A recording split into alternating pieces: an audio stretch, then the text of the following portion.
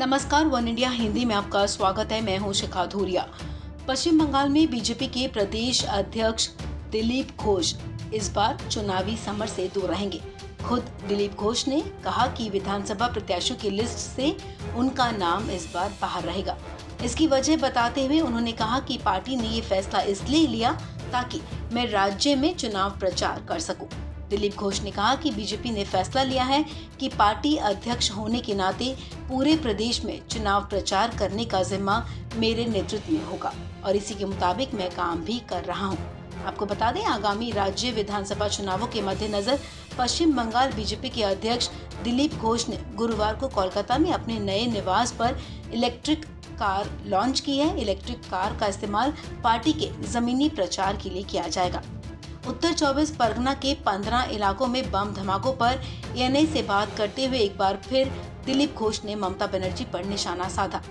उन्होंने कहा कि जब तक ये सरकार सत्ता में है तब तक यही स्थिति रहेगी। ये काम तब तक चलेगा जब तक ये सरकार यहाँ रहेगी। ये सरकार हिंसा को मदद देने वाली है, हिंसा प्रायोजित राजनीति करने वाली है। इसीलिए हम जड़ से इसको विदाई करने के लिए काम कर रहे हैं। समूल उसको उखाड़ के फेंकना पड़ेगा, तभी यहाँ हिंसा और भ्रष्टाचार जाएगा, और नहीं तो तब तक यहाँ सबको झेलना पड़ेगा हिंसा और भ्रष्टाचार का मार। जो तृणमूल का मैनिफेस्टो है सर, उसमें कहा गया कि माटी मानुष और फाइनेंशियल असिस्टेंट पुअर प्रोमिसेस को लेके किया गया है। किस तरह से देखते हैं इस मैनिफेस्टो को? देखिए, मैनिफेस्टो में कोई नया बात नहीं है। जो बात 10 साल पहले करनी चाहिए थी, जो बात उन्होंने किया था, वो नहीं कर पाए।